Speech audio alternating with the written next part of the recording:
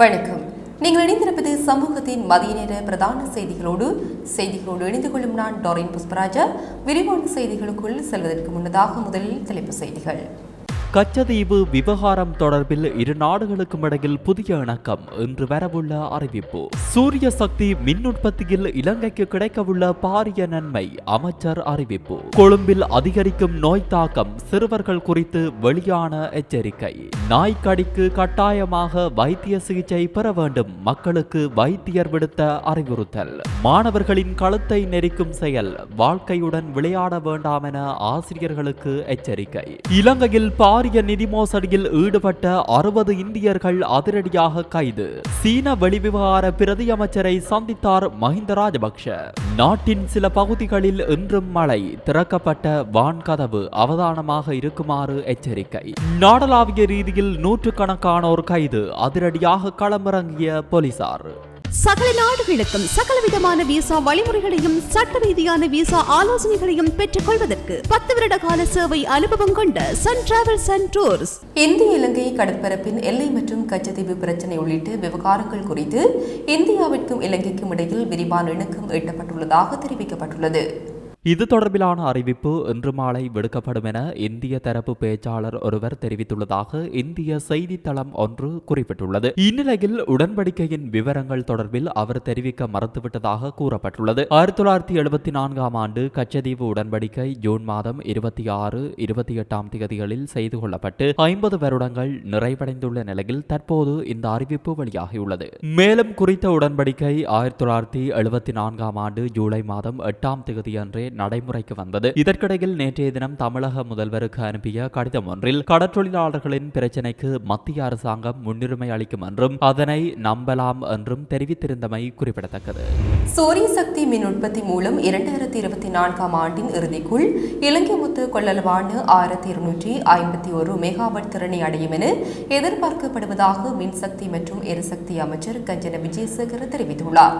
சூரிய ஒளி மின் உற்பத்தி குறித்த வரைபடத்தை வெளியிட்டு கருத்துக்களை முன்வைத்த போதே அவர் மேற்கண்டவாறு தெரிவித்துள்ளார். இது தொடர்பில் அவர் மேலும் கூறுகையில், ஏற்கனவே 944 மெகாவாட்கள் மேற்கூரை சூரிய மின்சக்தி மூலம் தேசிய மின்கம்பத்துடன் இணைக்கப்பட்டுள்ளன. மேலும் 156 மெகாவாட்கள் நிலத்தடி சூரிய மேம்பாட்டிலிருந்து இணைக்கப்பட்டுள்ளன. எனவே இந்த ஆண்டு இறுதிக்குள் கூரை மேம்பாட்டிலிருந்து 1044 மெகாவாட் மின்சாரத்தை இலங்கை பெற்றுக்கொள்ளவுள்ளது. இந்நிலையில் நீண்டகால உற்பத்தி திட்டத்தில் அடுத்த 4 ஆண்டுகளுக்கு ஆண்டு ஒன்றுக்கு 150 மெகாவாட் என்ற அளவில் மேற்கூரை சூரிய மின் உற்பத்திக்கான இலக்கு நிர்ணயிக்கப்பட்டது. இதன்படி இந்த ஆண்டின் முதல் 5 மாதங்களில் 132 மெகாவாட் மின்சாரம் தேசிய மின் இணைப்புடன் இணைக்கப்பட்டுள்ளது என சுட்டிக்காட்டியுள்ளார். நாட்டில் நிலவும் மழை நிலைமை காரணமாக டெங்கு நோய் பரவல் அதிகரித்துள்ளதாக சுகாதார அதிகாரிகள் சங்கம் எச்சரிக்கை விடுத்துள்ளது. மேல் மாகாணத்தில் அதிகளவான டெங்கு நோயாளர்கள் இனங்காணப்பட்டுள்ளதாகவும் அவற்றுள் கொழும்பு நகர் பகுதியிலேயே அதிகளவான டெங்கு நோயாளர்கள் பதிவாகியுள்ளதாகவும் குறித்த சங்கம் தெரிவித்துள்ளது. அத்துடன் கம்பஹா, களுத்துறை, கண்டி, இரத்தினபுரி, குருநாகல், காலி போன்ற பிரதேசங்கள் டெங்கு பரவும் பிரதேசங்களாக அடையாளம் காணப்பட்டுள்ளதாக தேசிய டெங்கு கட்டுப்பாட்டு பிரிவு தெரிவித்துள்ளது. சிலருக்கு எந்த அறிகுறிகளும் காணப்படுவதில்லை, மேலும் சிலருக்கு டெங்கு தொற்று ஒரு சாதாரண வைரஸ் தொற்றாக காணப்படுகிறது எனவும் குறிப்பிட்டார். மேலும் இந்த நாட்களில் சிறு பிள்ளைகள் தொடர்பில் விசேட கவனம் செலுத்துவது அவசியமானது எனவும் சிறுவர்கள் மற்றும் பெரியவர்கள் இருவருக்குமே காய்ச்சல் இருந்தால் அவர்கள் ஆரம்பம் முதலே ஓய்வில் இருக்க வேண்டும் எனவும் சுகாதார அதிகாரிகள் எச்சரிக்கை விடுத்துள்ளனர். ஸ்ரீலங்கா பொதுஜன முன்னணியின் 21 நாடாளுமன்ற உறுப்பினர்களுக்கு மாதாந்தம் தலா 2 லட்சம் ரூபாய் கொடுப்பனவு வழங்கப்படுவதாக தெரிவிக்கப்படுகின்றது. கட்சியின் உள்ளக தகவல்களை மேற்கோள் காட்டி சிங்கள இணையதளம் ஒன்று இந்த செய்தியை வெளியிட்டுள்ளது. கட்சியொன்றின் நாடாளுமன்ற உறுப்பினர் ஒருவரின் பரிந்துரையில் இவ்வாறு மாதாந்தம் கொடுப்பனவு வழங்கப்படுவதாகவும் தெரிவிக்கப்படுகிறது. இவ்வாறு கொடுப்பனவு பெற்றுக்கொள்ளும் 21 பேரில் 2 பெண் நாடாளுமன்ற உறுப்பினர்களும் உள்ளடங்குவதாக தெரிவிக்கப்படுகிறது. ஆளும் கட்சியின் செயல்பாடுகளுக்கு ஆதரவினை பெற்றுக்கொள்ளும் நோக்கில் இந்த கொடுப்பனவு வழங்கப்படுவதாக தெரிவிக்கப்படுகிறது. இதேவேளை இவ்வாறான ஓர் தகவல் கிடைக்கப்பெற்றுள்ளதாகவும் அது குறித்து கவனம் கவனம் செலுத்தப்பட்டு வருவதாகவும் மொட்டு கட்சியின் முக்கிய உறுப்பினர் ஒருவர் தெரிவித்துள்ளார். எனினும் இந்த கொடுப்பனவு வழங்குதல் குறித்த தகவல் தொடர்பில் மொட்டு கட்சி அதிகாரப்பூர்வமாக எந்தவொரு தகவல்களையும் வெளியிடவில்லை என்பது குறிப்பிடத்தக்கது. நாய் கடித்தால் உடனடியாக வைத்திய சிகிச்சை பெற வேண்டும் எனவும் இது தொடர்பான விழிப்புணர்வு மக்களுக்கு தேவை எனவும் ஜாழ்ப்பாணம் போதனா வைத்தியசாலை பிரதிபலிப்பாளர் வைத்தியர் ஜமுனானந்தா தெரிவித்துள்ளார். விசர்நாய் கடி தொடர்பாக நேற்று ஊடகங்களுக்கு கருத்து தெரிவிக்கையில் இவ்வாறு தெரிவித்தார். அவர் மேலும் தெரிவிக்கையில், தடுப்பு மருந்து ஒழுங்காக போடப்படாத நாய்கள், தெரு நாய்கள் கடிக்கும் பொழுது அவதானமாக இருக்க வேண்டும். அடுத்ததாக குட்டி நாய்கள் கடிக்கும் பொழுது விராண்டும் பொழுது கவனமாக இருக்க வேண்டும். குறிப்பாக சிறுவர்கள் இவ்வாறான நாய் கடிக்கும் பொழுது அதனை பெற்றோர்களுக்கு சொல்வதில்லை. இதனால் அவர்களுக்கு ஆபத்து ஏற்படக்கூடியதாக உள்ளது. எனவே பெற்றோர்கள் இது தொடர்பாக விழிப்பாக இருக்க வேண்டும். அடுத்ததாக நாய் பூனை கடித்தால் அல்லது பூனை விராண்டினால் வைத்தியசாலைக்கு தடுப்பு மருந்துகள் ஏற்றப்பட வேண்டும். போஸ்ட் எக்ஸோசர் தெரப்பி என்று சொல்லுகின்ற தடுப்பு மருந்துகள் குறிப்பாக உடனடியாகவும் அடுத்தது 3ஆம் நாள் 7ஆம் நாள் 21ஆம் நாள் அப்படியும் கொடுக்கப்படுகின்றது. 3, 4, 7 இது மிக முக்கியமானது. விலங்கின் விசர் நோய் இலங்கையிலிருந்து முற்றாக தடுப்பதற்கு முதலாவதாக நாங்கள் எங்களோட வளர்ப்பு பிராணிகளுக்கு தடுப்பு மருந்துகளை கிரமமாக போடுதல் வேண்டும். அதாவது கால்நடை மருத்துவரிடம் சென்று போடுதல் வேண்டும். அடுத்ததாக காலி நாய்களாக தெருக்களில் நாய்கள் பெறுவதை தவிர்த்தல் வேண்டும். இவைகளுக்கும் தடுப்பு மருந்து போடப்படுதல் வேண்டும். இது உள்ளூராட்சி சபை இணையும் கால்நடை திணைக்களம் இணைந்து செய்யப்படுகின்ற பொது சுகாதார வைத்தியம் இணைந்து செய்யப்படுகின்ற வேலையாகும். இதன் மூலம் நாய்க்கடிகளிலிருந்து ஏற்படுகின்ற அனாவசியமான இறப்புகளை தவிர்க்கலாம். அடுத்ததாக மருத்துவ சாலையில் இந்த நாய் கடித்து வருபவர்களுக்கு உரிய தடுப்பு மருந்துகள் பெறப்பட வேண்டும். குறிப்பாக யாழ்ப்பாண வைத்தியசாலையில் 24 மணித்தியாலங்களில் நாய் கடிக்க உரிய சிகிச்சைகள் நடைபெற்று கொண்டுள்ளது. எனவே மக்கள் நாய் கடித்தால் உடனடியாக வைத்திய ஆலோசனை பெறப்பட வேண்டும். மாணவர்களின் எதிர்கால வாழ்க்கையுடன் விளையாட வேண்டாம் என நாங்கள் ஆசிரியர்களிடம் கேட்டுக்கொள்கிறோம் என ஜனாதிபதியின் தொழிலுறவு ஆணையாளர் நாயகம் சமன் ரத்னபிரிய தெரிவித்துள்ளார். சிவில் அமைப்புகள் மற்றும் தொழிற்சங்கங்களின் ஒன்றியம் நேற்று கொழும்பில் நடத்திய செய்தியாளர் சந்திப்பில் கலந்து கொண்டு கருத்து தெரிவிக்கையிலேயே இவ்வாறு குறிப்பிட்டுள்ளார். ஆசிரியர்களின் பிரச்சினை தீர்க்கப்பட வேண்டும். அவர்களின் கோரிக்கைகளுக்கு தீர்வு காண்பதற்கு அரசாங்கம் நடவடிக்கை எடுத்து வருகிறது. என்றாலும் பொருளாதார ரீதியில் நாடு நெருக்கடியை எதிர்கொண்டுள்ள நிலையில் அவர்களின் கோரிக்கைகளை உடனடியாக தீர்க்க முடியாத நிலையே இருந்து வந்தது. இவ்வாறான நிலையில் ரணில் விக்ரமசிங்க நாட்டு மக்களுக்கு நேற்று முன்தினம் நற்செய்தி தெரிவிக்கப் போவதை அறிந்து அதனை திசை திருப்பும் நோக்கில் மக்கள் விடுதலை முன்னணியின் ஆசிரியர் தொழிற்சங்கம் போராட்டம் மேற்கொண்டது. யாருக்கும் வேண்டுமானாலும் அவர்களின் உரிமைக்காக போராட்டம் மேற்கொள்ளலாம், அதில் தவறு இல்லை. என்றாலும் இவர்கள் நீதிமன்ற உத்தரவை மீறி செயல்பட்டதாலே காவல்துறையினர் நீர்த்தாரை கண்ணீர் புகை அடித்து அவர்களை கட்டுப்படுத்த நடவடிக்கை எடுத்திருந்தது. இந்த நடவடிக்கைக்கு எதிர்ப்பு தெரிவிக்கும் வகையில் கல்வி பொதுத்தராதர சாதாரணதர பரீட்சை விடைத்தாள் மதிப்பீட்டு நடவடிக்கைகளில் இருந்து ஒதுங்கிக் கொள்ளப் போவதாக அவர்கள் அறிவித்திருக்கிறார்கள். இது மாணவர்களின் கழுத்தை நெரிக்கும் செயல். எனவே அரசாங்கத்தை நெருக்கடிக்கு உள்ளாக்கும் நோக்கில் மாணவர்களின் எதிர்கால வாழ்க்கையுடன் விளையாட வேண்டாம் என நாங்கள் ஆசிரியர்களிடம் கேட்டுக்கொள்கிறோம். பரீட்சை பெறுபவர்கள் தாமதமாவதன் மூலம் அனைத்து பரீட்சைகளும் பின்தள்ளப்படும் நிலை ஏற்படும். இதனால் மாணவர்களே பாதிக்கப்பட போகிறார்கள் என்றார். இந்நிலையில் கல்வி பொதுத்தராதர சாதாரணதர பரீட்சையின் 2ஆம் கட்ட மதிப்பீட்டு நடவடிக்கைகள் இன்று ஆரம்பமாக உள்ளது. இன்று முதல் 10 நாட்களுக்கு நடைபெறும் என பரீட்சைகள் திணைக்களம் தெரிவித்துள்ளது. பரீட்சையின் 80% விடைத்தாள் மதிப்பீட்டு நடவடிக்கைகள் முடிக்கப்பட்டுள்ளதாகவும் பரீட்சை திணைக்களம் தெரிவித்துள்ளது. இலங்கையில் இணையத்தின் பாரிய நிதி மோசடியில் ஈடுபட்டு 60 இந்தியர்களை குற்றப்புலனாய்வு பிரிவு அதிகாரிகள் கைது செய்துள்ளனர். தெலங்கம, மாதிவெல மற்றும் நீர்கொழும்பு பகுதிகளில் வைத்து இவர்கள் கைது செய்யப்பட்டுள்ளனர். சந்தேக நபர்களிடமிருந்து 135 கையடக்க தொலைபேசிகள் மற்றும் 57 மடிக்கணனிகள் குற்றப்புலனாய்வு பிரிவினரால் கைப்பற்றப்பட்டுள்ளன. கைது செய்யப்பட்டவர்களிடம் நடத்தப்பட்ட விசாரணையில் இந்தியாவில் தடை செய்யப்பட்ட சூதாட்ட இணையதளம் ஒன்றுக்காக பணியாற்றியமை தெரியவந்துள்ளது. கடந்த 24ஆம் தேதி முதல் குற்றப்புலனாய்வு திணைக்கள அதிகாரிகள் சுற்றி வளைப்பு நடவடிக்கைகளை மேற்கொண்டு வருகின்றனர். இதன்போது சீனா, பிலிப்பைன்ஸ், பிலிப்பைன்ஸ், மாலைதீவு, பாகிஸ்தான், இந்தியா மற்றும் நேபாளம் உள்ளிட்ட பல நாடுகளை சேர்ந்த பிரஜைகளும் கைது செய்யப்பட்டிருந்தனர். சமூக ஊடகங்கள் ஊடாக இவர்கள் இந்த மோசடியில் ஈடுபட்டுள்ளதாக போலீசார் தெரிவித்தனர். 5000 ரூபாய் முதலீடு செய்தால் 3000 ரூபாய் லாபம் கிடைக்கும் என்று கூறி அதிகளவில் பணம் வசூலித்து இவர்கள் மோசடியில் ஈடுபட்டதாக கண்டறியப்பட்டுள்ளது. சீனாவுக்கு விஜயம் மேற்கொண்டுள்ள முன்னாள் ஜனாதிபதி மஹிந்த ராஜபக்ஷ அந்த நாட்டின் வெளிவிவகார பிரதி அமைச்சர் சன் வெய்டோங்கை சந்தித்து கலந்துரையாடியுள்ளார். இந்த சந்திப்பு பீஜிங்கில் இடம்பெற்றுள்ளது. மஹிந்த ராஜபக்ச கடந்த 2014ஆம் ஆண்டு ஜனாதிபதியாக இருந்த காலத்தில் சீன ஜனாதிபதி ஷி ஜின்பிங் இலங்கைக்கு மேற்கொண்ட வரலாற்று சிறப்புமிக்க விஜயத்தை நினைவு கூர்ந்த பிரதி வெளிவிவகார அமைச்சர் சன் வெய்டோங் சீனாவின் பழைய நண்பர் என்றும் மஹிந்த ராஜபக்சவை அழைத்தமை குறிப்பிடத்தக்கது. அதிக மழை காரணமாக மேல்கொத்மலை நீர்த்தேக்கத்தின் வான்கதவு ஒன்று திறக்கப்பட்டுள்ளதாக தெரிவிக்கப்பட்டுள்ளது. அந்த பகுதிகளிலும் மேலும் மழை பெய்தால் நீர்த்தேக்கத்தின் ஏனைய வான்கதவுகள் திறக்கப்படும் என தெரிவிக்கப்படுகிறது. இது தொடர்பில் மக்களை அவதானமாக இருக்குமாறு நுவரெலியா மாவட்ட அனர்த்த முகாமைத்துவ பிரிவு கேட்டுக் கொண்டுள்ளது. இந்த நிலையில் நாட்டில் மேல் சப்ரகமுவ மற்றும் வடமேல் மாகாணங்களிலும் கண்டி, நுவரெலியா, காலி மற்றும் மாத்தறை மாவட்டங்களிலும் பல தடவைகள் மழை பெய்யும் எனவும் எதிர்ப்பு கூறப்பட்டுள்ளது. வளிமண்டலவியல் திணைக்களம் ஒன்று வெளியிட்டுள்ள அறிக்கையில் இதனை தெரிவித்துள்ளது. மத்திய மலை நாட்டின் மேற்கு சரிவுகளிலும் வடக்கு, வடமத்திய மற்றும் வடமேல் மாகாணங்களிலும் திருகோணமலை, அம்பாந்தோட்டை மற்றும் மொனராகலி மாவட்டங்களிலும் அவ்வப்போது மணித்தியாலத்திற்கு 35 தொடக்கம் 45 கிலோமீட்டர் வேகத்தில் பலத்த காற்று வீசக்கூடும் எனவும் குறிப்பிடப்பட்டுள்ளது. அடுத்து வரும் ஆட்சி மாற்றத்தை அடுத்து இது ஒட்டுமொத்த பெருந்தோட்டத் துறையிலும் முறை மாற்றமாக பரிணமிக்க வேண்டும். அதற்கான முன் தயாரிப்பு பணிகளில் நாம் இன்று ஈடுபட்டுள்ளோம் என தமிழ் முற்போக்கு கூட்டணியின் தலைவர் மனோ கணேசன் தெரிவித்துள்ளார்.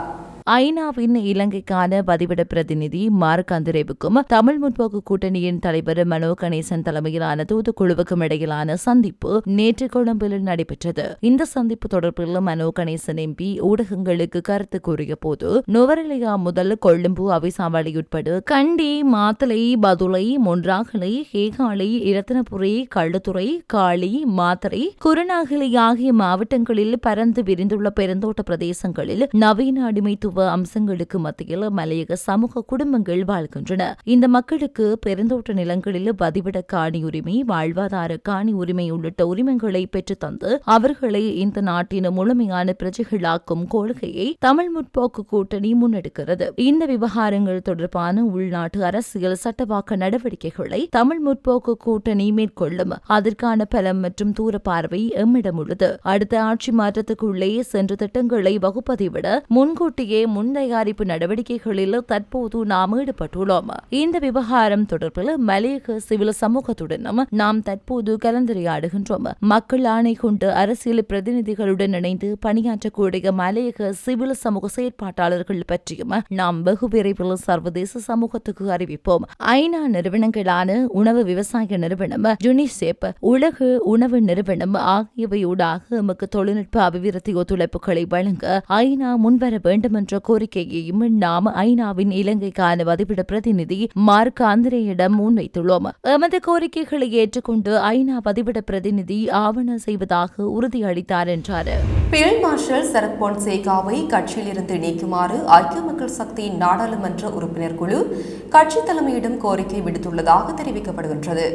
சரத் பொன்சேகா கட்சியை விட்டு விரைவில் வெளியேறவுள்ளார். எனவே அவரை முதலில் கட்சியிலிருந்து நீக்க வேண்டும் என ஐக்கிய மக்கள் சக்தியின் சிரேஷ்ட பேச்சாளர் ஒருவர் தெரிவித்துள்ளார். கட்சி தலைமையை விமர்சித்த சரத் பொன்சேகாவை வெளியேற்றும் முழு அதிகாரமும் கட்சிக்கு இருப்பதாக அவர் மேலும் குறிப்பிட்டுள்ளார். ஆனால் அவர் கட்சியை விட்டு விலகுவதாக இருந்தால் அதற்கு அனுமதி அளிக்க வேண்டும் என அக்கட்சியின் வேறு சில தலைவர்கள் கூறியதாகவும் கூறப்படுகிறது. மேலும் சரத் பொன்சேகாவுக்கு எதிராக ஒழுக்காற்று நடவடிக்கை எடுக்க ஐக்கிய மக்கள் சக்தியை தீர்மானித்துள்ளதாக கட்சி தரப்பிலிருந்து தெரிவிக்கப்பட்டது. அண்மையில் நாடாளுமன்ற விவாதத்தில் உரையாற்றிய சரத் பொன்சேகா ஐக்கிய மக்கள் சக்தியின் தலைமைத்துவத்தை மறைமுகமாக கடுமையாக விமர்சித்திருந்தார். குறிப்பாக சிலர் கசினோ சூதாட்டத்தில் கிடைக்கும் பணத்தை கொண்டு பாடசாலைகளுக்கு உதவிகளை வழங்குகிறார்கள் என்று குற்றம் சுமத்தியிருந்தமையும் குறிப்பிடத்தக்கது.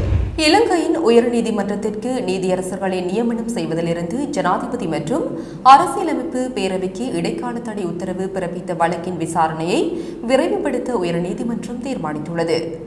இதன்படி எதிர்வரும் ஜூலை 25ஆம் தேதி இந்த வழக்கின் விசாரணையை முன்னெடுக்க உயர்நீதிமன்றம் தீர்மானித்துள்ளது. முன்னதாக 2024 ஏப்ரல் 30 அன்று உயர்நீதிமன்றம் ஜனாதிபதி மற்றும் அரசியலமைப்பு பேரவைக்கு இடைக்கால தடை விதித்தது. இதன்படி தலைமை நீதியரசர் பதவியை தவிர உயர்நீதிமன்றத்திற்கு நீதியரசர்களை நியமிக்க குறித்த 2 தரப்பும் தடுக்கப்பட்டனர். ஏற்கனவே மேன்முறையீட்டு நீதிமன்றத்தின் தற்போதைய தலைவர் நீதியரசர் நிசங்க பந்துல கருணாரத்னவை உயர்நீதிமன்ற நீதியரசராக நியமிக்க ஜனாதிபதி பரிந்துரை செய்திருந்தார். எனினும் அதனை அரசியலமைப்பு பேரவை நிராகரித்திருந்தது. இதனையடுத்து அரசியலமைப்பு பேரவையின் இந்த முடிவை ஆட்சேபித்து சட்டத்தரணி ஒருவர் சமர்ப்பித்த மனுவை விசாரணைக்கு எடுத்துக் கொள்ளும் போதே உயர்நீதிமன்றம் இந்த இடைக்கால உத்தரவை பிறப்பித்தது.